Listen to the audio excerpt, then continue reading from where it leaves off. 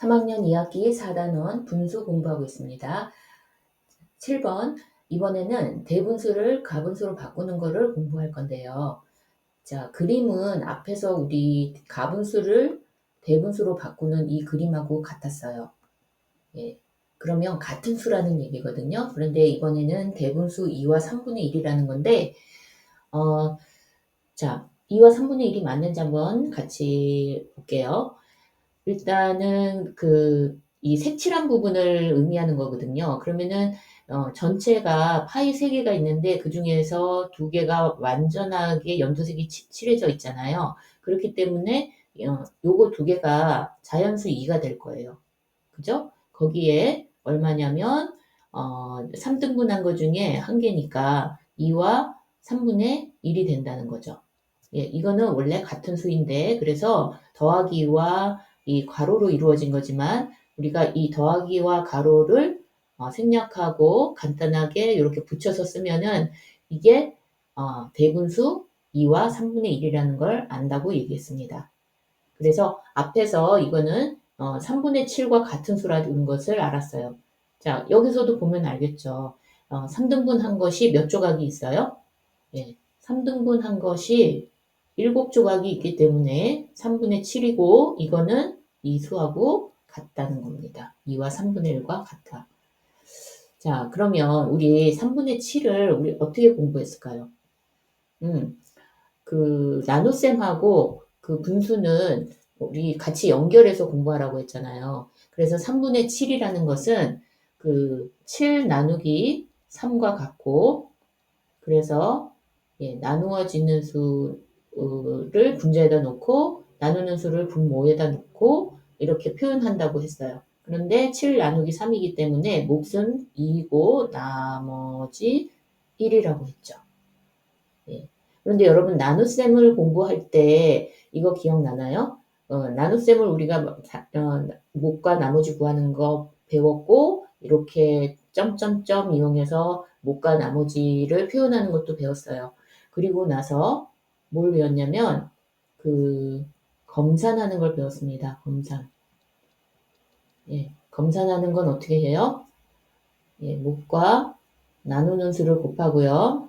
2 곱하기 3을 하고 이 나머지를 더해주면 나누어지는 수가 나오면 이 나눗셈을 우리가 잘 구했구나 라고 검토를 할 수가 있다는 것을 배웠습니다. 자, 그러면 여러분 여기서 7 나누기 3을 해서 몫과 나머지를 구하면 우리가 대분수로 바꾸는 걸 배웠죠. 어떻게 배웠어요? 몫을 쓰고 몫은 자연수 부분이 되고 등분하는 거는 나누는 수인데 등분하는 건 지금 바뀌지가 않죠. 항상 지금 이 그림에서는 3등분만 얘기를 하고 있어요. 그러니까 나누는 수는 바뀌지 않아요. 그리고 나머지를 이렇게 써준다고 했습니다. 그러면 가분수에서 가분수 7 나누기 3에서 3분의 7에서 대분수 2와 3분의 1이 된다고 했어요. 그죠? 그런데 대분수를 가분수로 바꿀 때에는 일단 나누는 수는 바뀌지 않죠. 3등분으로 우리 그림이 똑같잖아요. 3등분한 거를 6등분으로 다시 등분을 바꾸고 이러진 않았어요. 그렇기 때문에 분모는 바뀌지 않고 계속 3으로 있었습니다. 그러면 대분수에서 가분수로 바꿀 때 뭐를 구하는 게 중요해요? 그렇죠. 나누어지는 수를 구하는 게 중요하죠. 7을 어떻게 구할 것인가가 중요해요. 그런데 자, 우리가 분수를 배우면서 나눗셈을 연결시켰던 것처럼 가분수를 대분수로 바꿀 때 나눗셈을 배운 것을 복습했던 것처럼 자, 그 반대 방향을 배웠었잖아요. 나눗셈을 하고 다시 원래 나누어지는 수가 뭐였는지를 검산을 통해서 알았죠. 그렇다면 우리가 이 7이라는 수를 알기 위해서 대분수에서 시작해서 가분수로 바꾸는데 3등분은 바뀌지 않고 이 분자를 구하는데 이 분자가 뭐예요? 나누어지는 수죠. 그런데 나눗셈에서 나누어지는 수는 어떻게 구할 수 있었어요? 검산을 통해서 알 수 있었죠. 검산엔 누구 있어요? 몫과 나머지가 있었죠. 그죠? 그리고 나누는 수도 있었고, 나누는 수는 3으로 정해져 있고, 그러면 대분수에서는 몫이 자연수 부분이고, 그리고 나머지는 뭐예요? 자, 분자예요. 진분수 부분의 분자예요. 그러니까 이 검산하는 과정을 이용하면 우리가 대분수를 가분수로 바꾸는 방법을 알 수 있다는 겁니다. 자, 그러면 나누어지는 수를 구해보면 이 몫과 나누는 수를 곱하죠. 그런 다음에 나머지를 더하기 하면 된다는 거예요. 즉, 2 곱하기 3은 6이고요. 나머지는 1이죠. 그래서 여기에 7을 써주면 된다는 겁니다. 쉽죠? 자, 가분수에서 대분수를 바꿀 때에는 우리가 나누어지는 수 나누기 나누는 수를 했어요. 즉 분자 나누기 분모를 했습니다. 그래서 몫과 나머지를 구했죠. 그래서 몫은 자연수 부분에 써주고 나머지는 분자에다 써주면 되는 거였어요. 그런데 그 반대 방향으로 대분수에서 가분수로 바꾸는 것은 나눗셈에서 검산하는 과정과 같더라는 거예요. 왜냐하면 검산이라는 것은 나눗셈의 반대 방향이거든요. 그러니까 곱셈을 이용하는 거죠. 그래서 몫과 나머지를 제대로 구했는지를 보기 위해서 그 결과, 나눗셈의 결과인 몫과 나누는 수를 곱하고 거기에 나머지를 더해서 나누어지는 수가 제대로 처음에 그 나누어지는 수가 나오면 나눗셈 제대로 했구나라고 아는 것처럼 대분수에서 가분수를 갈 때에는 이 검산하는 과정을 이용하면 되더라. 그래서 이 몫과 자연수 부분인 몫과 나누는 수 분모를 곱해서 나머지로 쓰인 그 분자를 더하면 이 그 가분수의 분자가 되는 겁니다. 가분수의 분자가 누구예요? 나누어지는 수예요.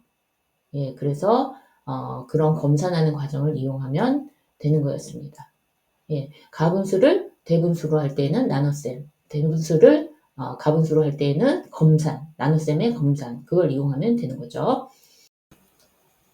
이제 8번에서 앞에서 배운 거를 좀 연습을 해볼게요. 대분수를 가분수로 나타내보자 했거든요. 예, 여기에 식을 다시 한번 썼는데요. 자, 나누는 수분의 나누어지는 수는 이제 대분수로 바꿀 수 있고, 이 대분수는 다시 이 가분수로 바꾸는데 검산하는 과정, 나눗셈을 검산하는 과정이라고 그랬죠. 예, 여기서 이렇게 요것이 나누어지는 수가 되는 것이 검산하는 과정이라고 했죠. 예, 요거를 이용해서 우리가 이 대분수를 가분수로 한번 바꿔볼게요. 자, 몫과 나누는 수는 곱해요. 그죠? 예, 우선 나누는 수는 그대로 가니까 9고요. 이 나누어지는 수만 구하면 되는 거죠. 그래서 분자만 구하면 되니까 여긴 곱하고 나머지는 더하죠. 그래서 9, 1은 9 하고 더하기 2를 하니까 나누어지는 수가 11이 된다는 겁니다. 예. 그 다음에 2와 5분의 4. 자, 나누는 수는 그대로 오고요. 여기는 곱하고 여긴 더하죠. 그래서 5, 2는 10 더하기 4 하면 14네요. 자, 방가로 3번은 등분한 거는 그대로, 나누는 수는 그대로 두고 몫과 나누는 수를 곱하고 분자인 나머지는 더해요. 그러면 3 곱하기 10은 30 더하기 7은 37이죠. 자, 방가로 4번은 여기 곱하고 여긴 더해요. 분모는 3이죠. 4, 3, 12이고 더하기 2 하면은 여기도 나누어지는 수 분자가 14가 되겠네요. 이렇게 해서 대분수를 가분수로 바꾸는 거 공부하고 또 예제도 풀어봤습니다. 자, 다음 시간에는 그 분수의 크기를 비교해 보는 거를 해보고 이 4단원 분수를 마치도록 하겠습니다.